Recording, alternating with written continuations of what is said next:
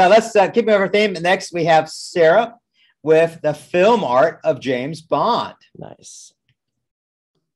Hey, Sarah. everyone. Hi, Sarah. So, hi. That was such an interesting presentation. I feel like I learned so much.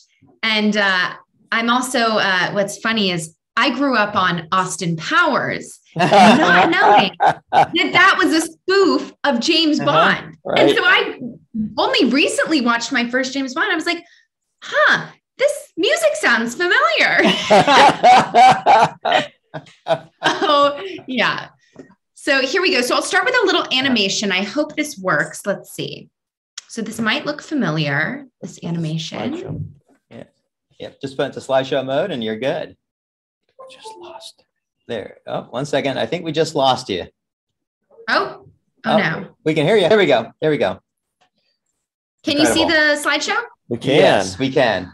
Okay, great. So that was the famous opening sequence of the James Bond series, and it was created by American film title designer Maurice Binder. And he was best known for his work on 16 of the Bond films, including Dr. No, which was the first film made in 1962, and was the title sequence you just saw. And there's a funny story behind this opening sequence, and so I'll read this quote from Binder. He says, quote, "That was something I did in a hurry because I had to get to a meeting with the producers in 20 minutes. I just happened to have little white price tag stickers, and I thought I'd use them as gunshots across the screen. We'd have James Bond walk through and fire, at which point blood comes down on the screen. That was about a 20-minute storyboard I did, and they said, this looks great." So it's kind of funny to think that went on to be such an iconic sequence, and it was kind of thought up on the fly.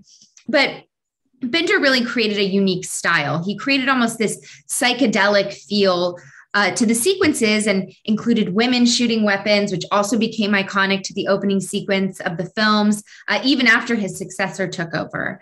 But Binder worked on the Bond films from 1962 to 1989, with License to Kill being his last film of the franchise.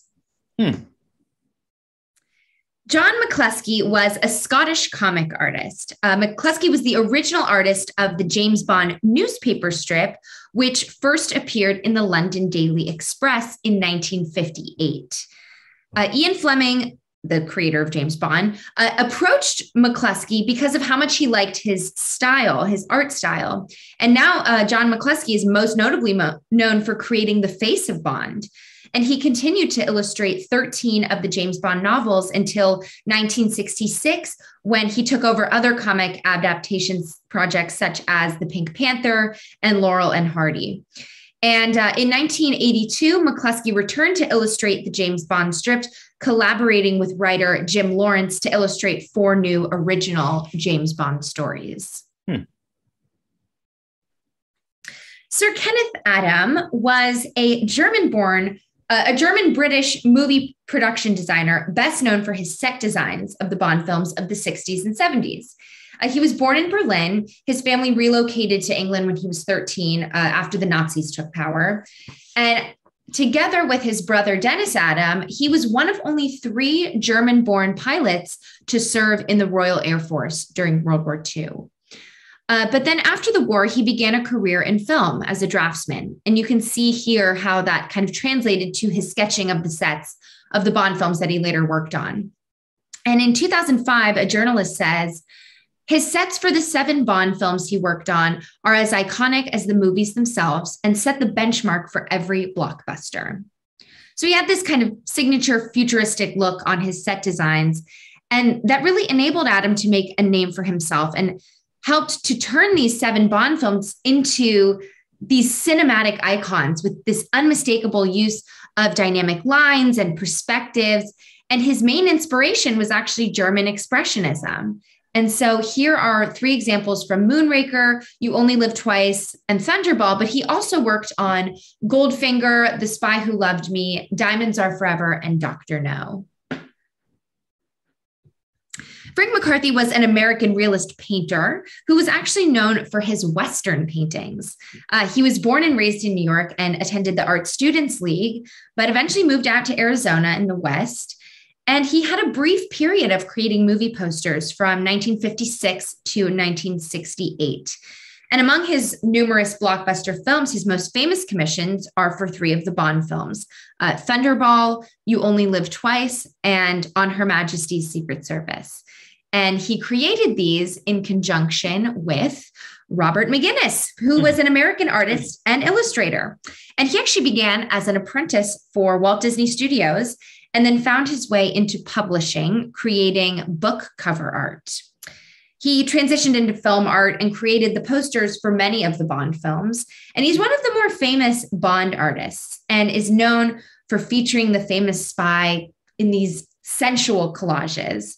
McGinnis was also known for his attention to detail. And a fun fact is that he also did the film art for Barbarella and Breakfast at Tiffany's. So Terry O'Neill was a British photographer known for documenting the fashions, styles, and the celebrities of the 1960s. He is one of the world's most collected photographers, with work hanging in national art galleries and private collections worldwide. He's photographed everyone from the Beatles to Liz Taylor to Faye Dunaway, who was his wife for a number of years. And he's captured every James Bond from Sean Connery to Daniel Craig, catching moments on set while the cameras were rolling and even during filming breaks, which kind of gave the audience a fun look into the world of Bond and the filming of the movies and the behind the scenes, which is always fun to look at. David Chasman was an American film producer who designed the infamous James Bond 007 logo. With a stroke of genius, he simply added the barrel of the gun plus the trigger to the end of the 007. And a fun fact is that the 00 designation is given to MI6 agents who are licensed to kill. And the logo has evolved over time with every new portrayal of James Bond. It's a classic icon of the series. Michael Goddard is an American artist who uses humor and lightheartedness to create his pieces. The Las Vegas native has been dubbed the rock star of the art world. And he often incorporates olives, animated grapes, and dancing strawberries in his pieces to give them a sense of unique fun. And here are his pieces relating to Bond. And you can see that he portrays Bond as an olive, which is pretty fitting since Bond loves a martini. And he's also painted next to his famous Aston Martin DB5. So there have been a total of 7 different actors who've portrayed James Bond over the span of the past 60 years. And the character has continued to evolve and transform as time goes on. Here are some pieces that portray the different faces of Bond throughout history. Sean Connery was the first Bond, and it's said that Fleming created Bond, but Connery defined him. Following Connery, there's been David Niven, George Lazenby, Roger Moore, Timothy Dalton, Pierce Brosnan, and Daniel Craig. And each time a new actor becomes Bond, the series and the character have the opportunity to sort of recalibrate itself to the times. And as some of you know, this new film with Daniel Craig is his last, so it'll be interesting to see who the next Bond is. The iconic super spy has been front and center in one of the most popular film franchises. And while Bond has been portrayed by many actors over time, the tuxedo's always been a staple. The code name will always be 007. The martinis will be shaken, not stirred, and there will always be a group of iconic Bond girls. Thank you. Thank you, Sarah. Excellent as always. For sure. It's been a fun town hall so far. It is. That was great. Yeah. Thank you.